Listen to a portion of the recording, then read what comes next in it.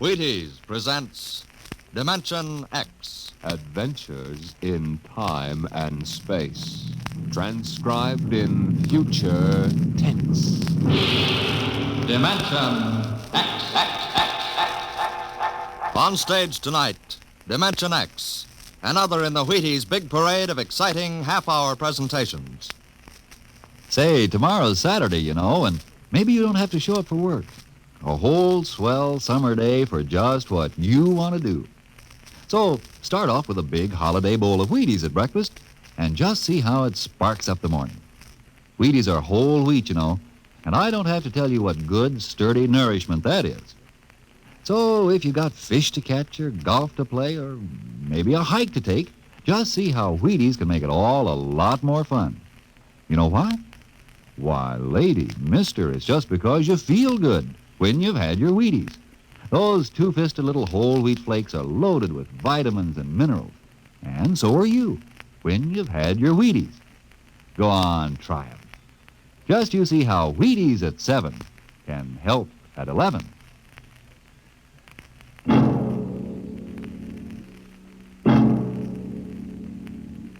When the first space rocket lands on Mars, what will we find? Will we be welcomed with open arms, or will the Martians treat us as invaders? Only one thing is certain. Someday a giant metal ship will take off from Earth to travel through the black velocities, the silent gulfs of space, to descend at last into the darkness of the upper Martian atmospheres. And on that day, man will finally know the answers. The day we first land on Mars.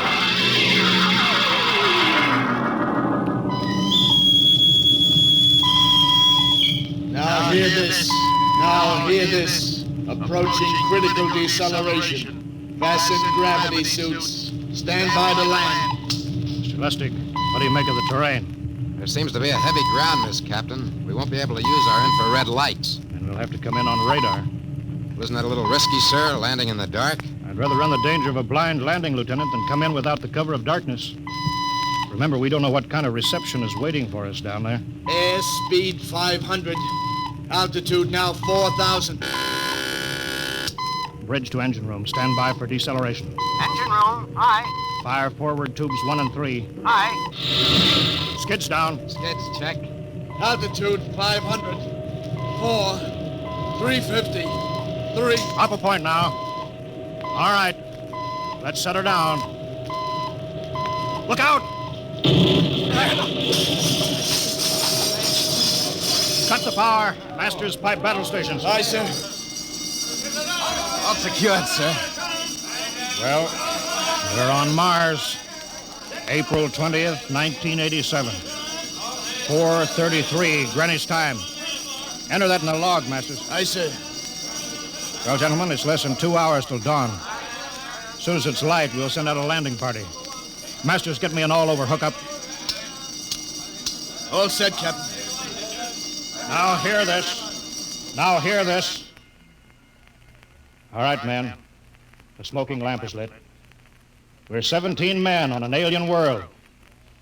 And it's up to us whether we ever get home again. Next few hours should tell the story.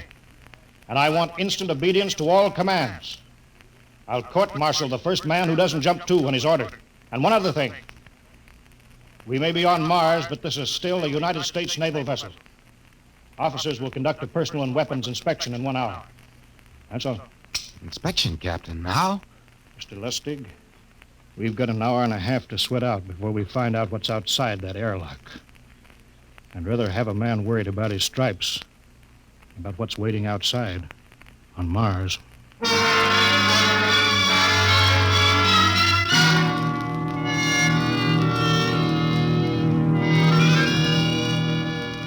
Now hear this. Landing party report to forward airlock. Captain Black, Lieutenant Hingston, Lieutenant Lustig, and Dr. Horst report immediately to forward airlock. It is now landing time -5. Sounds like they're paging us, Hingston. You ready, Dr. Horst? Yes, ready as I will ever be. Oh, come on, let's report to the airlock.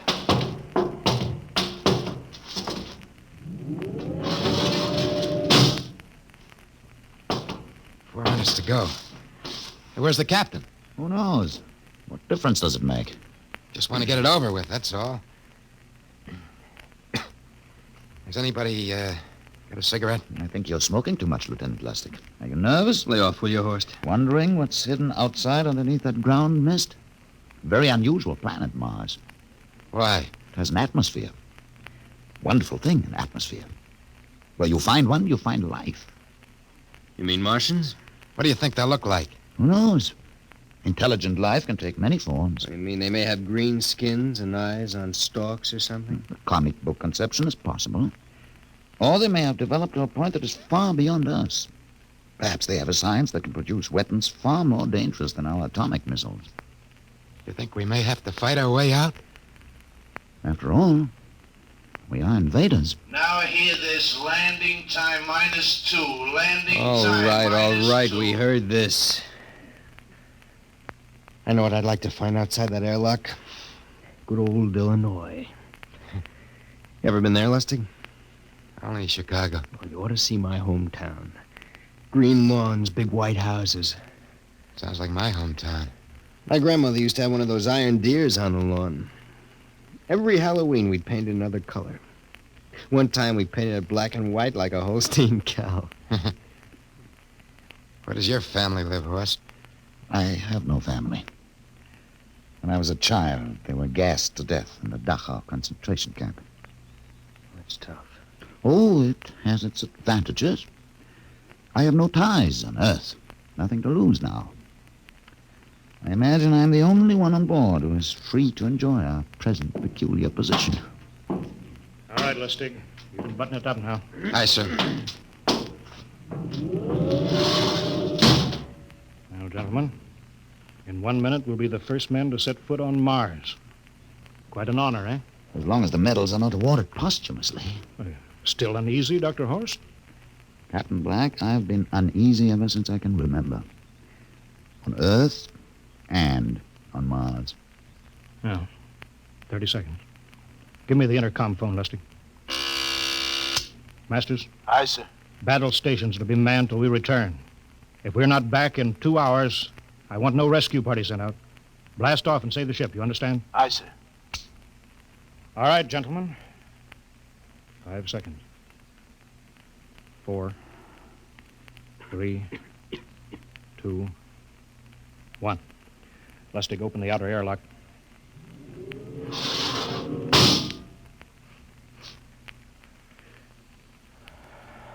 Fresh air. Let's go. Hold it now. It's too dark to move fast. Quiet, isn't it? Not even a wind. You can't see anything through this ground mist. Quiet. We don't know what's out here. Come on.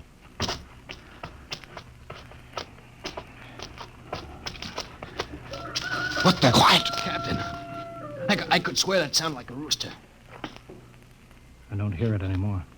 A very unlikely sound. A rooster crowing on Mars? Kingston. Aye, sir. Set that machine gun 25 yards to the flank. We'll stay here till the ground mist lifts. Aye, sir. What do you make of the ground, Horst? Grass. Plain grass. You could see some large foliage there where the mists thinned out. What the heck is that? Kingston! Hold your fire, you fool! I hit it, Captain. What? Some kind of wild animal. I hit it. I could see the tracers, but it's still standing. Come on, Horst. Doctor, where are you? Up ahead.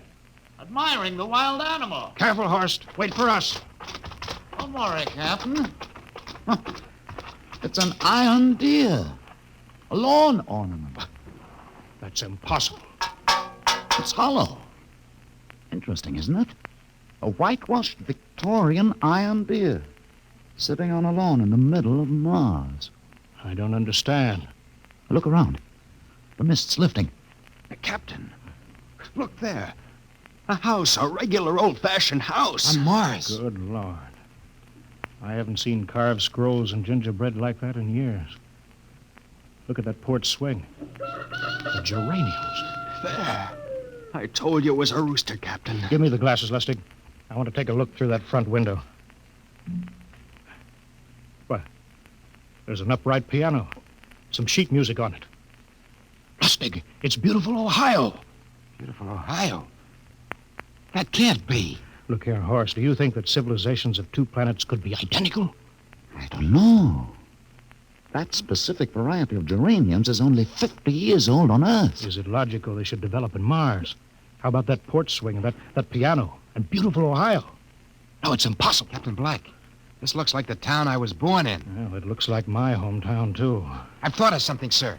It's the only solution. Maybe we're not the first ship to reach Mars from Earth. That's the only answer. That's impossible, Lustig. If there'd been space travel, it couldn't be secret. Do you have any idea what ships cost, what industrial power is needed? There's got to be some logical reason. Captain, I think perhaps we might find out. A light just went on in that house. Kingston, cover that door with a machine gun. Aye, sir. Come on, Horace. You ring that doorbell. There's got to be a scientific answer to all of this.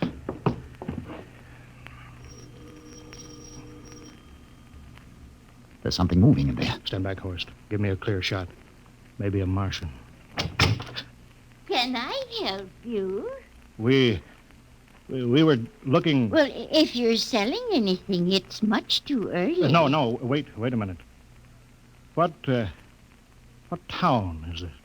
What do you mean? Are you census takers? No, we're strangers here. We want to know how this town got here. Is this a game? No, it's not a game. We're from Earth. From where? From Earth. Do you mean out of the ground? Hey, are you sure you're feeling well? Madam, we came in a flying ship across space. We're from the third planet. This is Mars. Now do you understand? Mars. You go away now, you hear? I'll call my husband from upstairs and he'll chase you. Now go on. This is Mars, isn't it? This is Green Lake, Wisconsin, in the United States of America. Bounded on the east by the Atlantic and on the west by the Pacific. Now, go away. Goodbye. Horace, do you suppose it's really possible? I've got to find out more about this. For the last time now, go away. Pardon me, madam. What year is this? Year? Well, 1928, of course. Oh, for goodness sake. You hear that, Horst? And we know it's 1987. And we know it's Mars. Is it possible that we got fouled up, made some tremendous blunder, and circled around and landed back on Earth? In 1928? Well, maybe some switch in time or dimension. Could we have shifted somehow and gone backward in time? Horst, it won't hold water. It's not logical. We've checked every mile. We went past the moon and out into space. We're on Mars. Find out anything, Captain? No, we're going back to the ship till I figure out some logical explanation for all this. Lustig, out at point. Aye, sir. Hingston in the rear. Keep that gun at half load. Aye, sir. Horst, there's got to be some cold, logical solution. Captain. What? That house down the street. The white one with the green shutters. Lustig, what's the matter? I never thought. Thank God. Thank God. Lustig, come back here. He's running for that house. That crazy fool, after him quick. Lustig, stop. Come down off of that porch. Grandma! Grandpa! Lustig, what the devil do you think you're trying? Grandma and Grandpa, it is you. Lustig, what's going on here? Albert, why, it's been so many years. How you've grown, boy. Oh, it's so good to see you. Lieutenant Lustig. Oh, Captain. Grandma, I want you to meet my friend. This is Captain Black. Captain, I want you to meet my grandfolks. Howdy. Any friends of Albert's is friends of ours. How long you been here, Grandma? Oh, good many years. Ever since we died. Ever since you what? Oh, yes, sir. They've been dead 30 years. What? You mean to tell me that Mars is heaven? Oh, nonsense, no. All we know is here we're alive again. And who are we to question God's infinite ways? Lustig, we're going back to the ship. But, Captain, I want to talk to my Lieutenant grandfolks. Lustig, I don't like any part of this. You'll come back with us. I have to club you and carry you. Yeah, but, sir, That's they're enough. my... Heaven only knows what they've run up against back of the ship.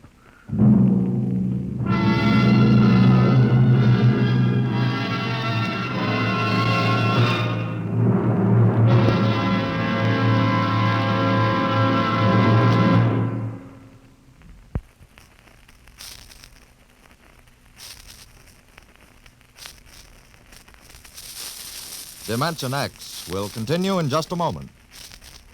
Well, now let's come back to Earth for a moment. And what's more appropriate than Wheaties and baseball? You'll see what I mean as I introduce Ed Prentice, who has a special treat for you. Carry on, Mr. Prentice. Folks, I'd like to have you meet a good friend of mine and a prominent member of a fine little organization known as the Chicago White Sox, Mr. Lucius Benjamin Appling. Ooh, Ed, don't say it like that. Whoever heard of a ball player named Lucius? What if I went around calling you Paul Edward Prentice? Let's just make it Ed and Luke, huh? All right, Luke. Say, just how long have you been with the White Sox? Over 20 years, Ed. Golly, I played in darn near 2,500 games. Been at bat almost 9,000 times. Man, I'm from way back. Well, Luke, you don't look it. How do you keep up the pace, anyway? Well, Ed, I sleep good. I eat good. I eat mighty good. Wheaties about 4 mornings a week. Those little old flakes put a lot of snap, even in an old-timer like me. Must be because they're 100% whole wheat. I sure like Wheaties and milk and fruit. You know, Luke, that's exactly what I hear from a lot of ball players and plenty of other people, too. No wonder they call Wheaties the breakfast of champions. Well, thanks, Luke Appling and Ed Prentice. You know, folks, you may not be a champion ball player, but Wheaties can help you feel like one. So try 'em. Wheaties, that is. See how Wheaties at 7 can help at 11.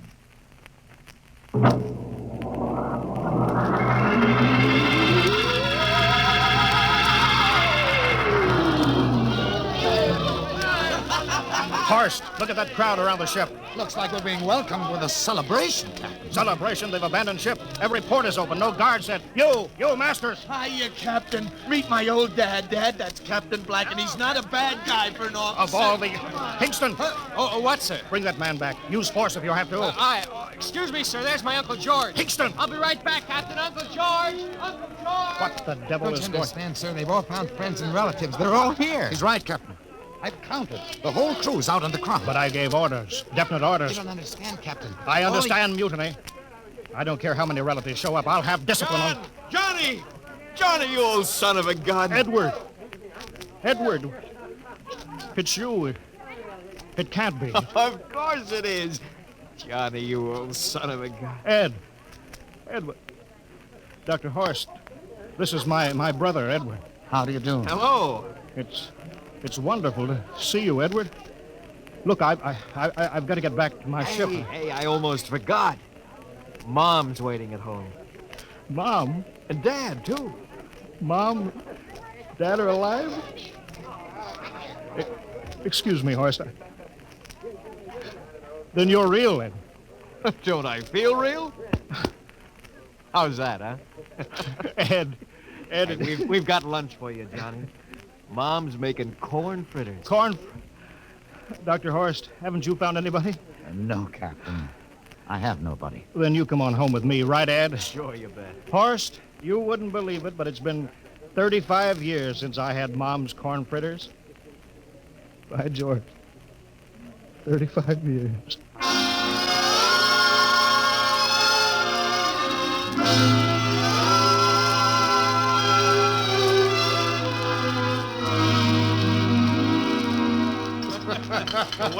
And there's plenty more in the kitchen, so don't hold back, Johnny.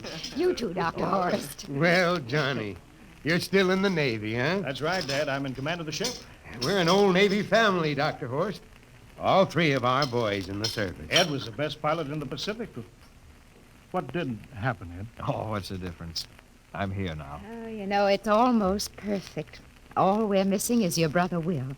Then the whole family could be together. Well, it won't be long, Mom. Will's in charge of the XR-54. That's the next rocket coming out to Mars. Well, little Will. When does he leave, Johnny? Takeoff scheduled for September, but it depends on what we report. There's no question about that now, eh? Christmas together again. That'll be something, huh? Yes, sirree. Well, this calls for a celebration. How about a little of the old dandelion wine, eh, Johnny? Now, Father, don't you go giving Johnny too much wine. Oh, he's a big boy now, Mother. Well, sir, isn't everything just fine? Just fine.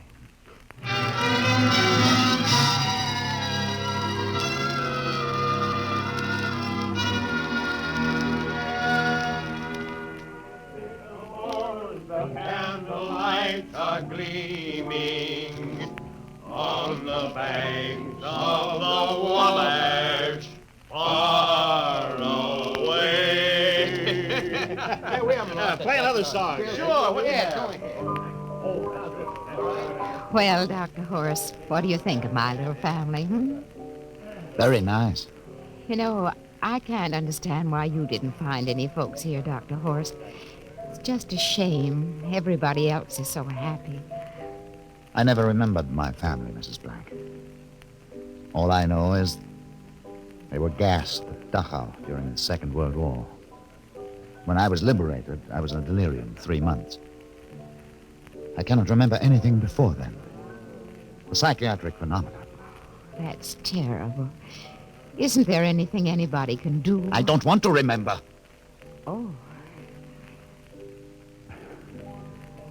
I haven't had a pleasant life. I prefer to be free of emotional entanglements. They interfere with a scientific approach. I'm sorry, Dr. Horst. Oh, I'll get it. Hey, that's our ring, long and 3 shorts. I remember that. Well, maybe we'd better call it a night. You must be getting tired, Johnny. I'd better be going back to the ship. Oh, nonsense. You stay the night. We insist. Oh, I just couldn't rest thinking of you all alone on that ship. Oh, I'll be all right. Well, good night. Oh, wait a minute, Dr. Horst. That phone message was for you. Me? Yeah, that's right. A message from Anna. Anna? I don't remember any Anna.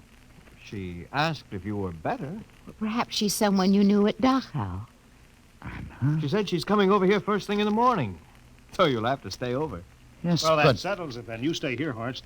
You can bunk with me in my old room. Oh, but Johnny, we thought you'd like to be with Edward. So you could talk the way you used to. Well, we can't put Dr. Horst on the daybed.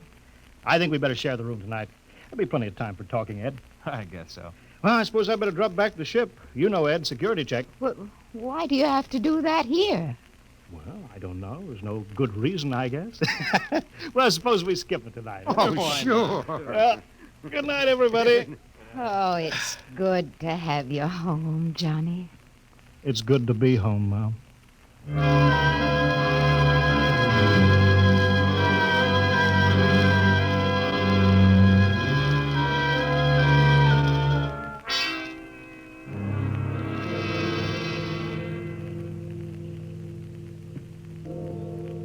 Captain Black, are you asleep? No. I just been thinking about what we were expecting.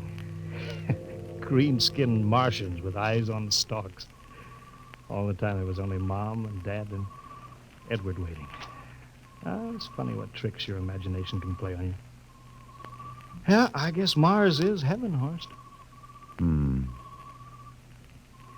I've been thinking about Martians, too. Captain, just suppose there were Martians, and they saw us land. Suppose they thought of us as invaders. What would be the best weapon they could use against our atom bombs? I don't see what you're getting at. They would want to disarm us first, to wipe out all suspicion, to make us feel at home. But suppose this house isn't real. Suppose the people are just images, stolen from our own memories by Martians, created for us by telepathy, hypnotism. That's the craziest theory I ever heard. Maybe that's why there was no one for me. Because in all my life, there is no happy memory, no real loved person. How about that phone call from Anna? Yes, Anna. I don't remember who she was, but I do now. I just remembered. When I was freed from Dachau, sick, delirious, I raved about a wonderful, kind nurse named Anna that took care of me. There you are. It's logical. She's coming to see you tomorrow. But there was no Anna. I'd been nursed by a man. What? Anna was only a dream. And there's only one way they could have learned about her. By reading my subconscious mind. But that's impossible, Horst. Why? The whole crew was thinking of home. Suppose the Martians read our minds. Yes, but if there are Martians... If there are, they have us separated. Each man in a different house. Sleeping. Trusting. No one at the guns. I left my pistol downstairs. Do you think there's something to this, Horst? It's a... Who would suspect his own mother? His grandparents? How easy. Just a knife in the heart of each sleeping man. It's impossible, Horst, but we've got to get back to the ship. Listen. The crickets have stopped. Come on. We don't know when they change back to. Whatever they really are. Where are you going, John? Ed, well, we wanted to drink of water. That's all, Ed. You're not thirsty, John. You don't want to drink. You don't want Look out! to drink. His face, it's changing! And his hands, he's a Martian! Run, horse! Get Run! away, John. You can't get away. This way, horse! Can't get away, Horse, John. where are you?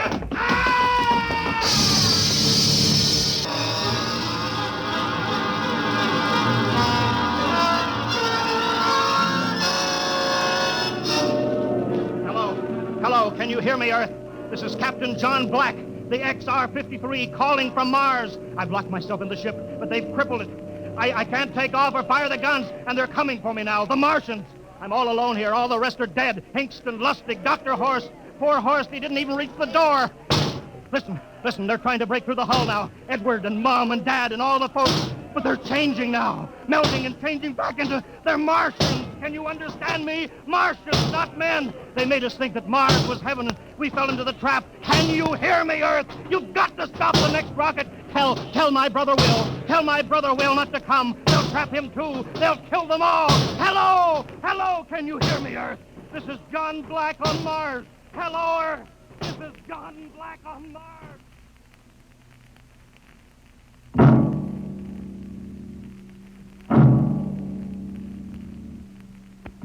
Tonight, Dimension X has presented and transcribed the Ray Bradbury story, Mars is Heaven, adapted for radio by Ernest Kenoy. Featured players were Wendell Holmes as Captain Black and Peter Capell as Dr. Horst. Your narrator, Norman Rose. Music by Albert Berman, engineer Bill Chambers. Dimension X is produced by Van Woodward and directed by Edward King. Robert Warren speaking. In a moment, we'll tell you about next week's show. And now, here is your Wheaties man, Frank Martin. Folks, tonight we have a special guest for you. Here he is, Joel McRae.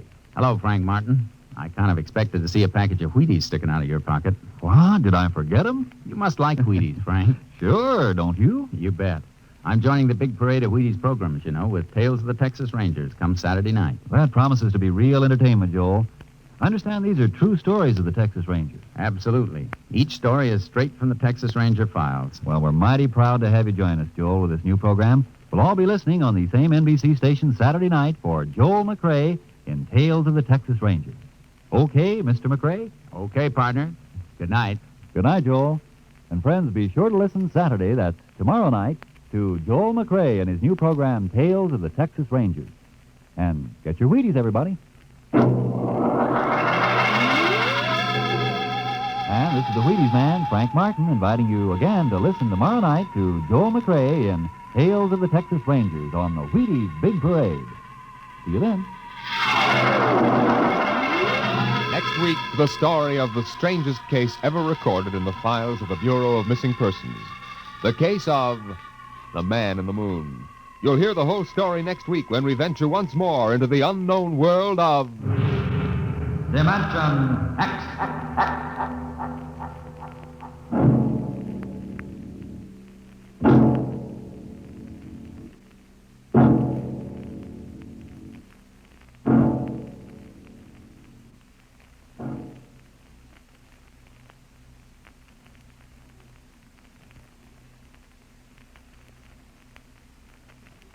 This is NBC, the national broadcasting company.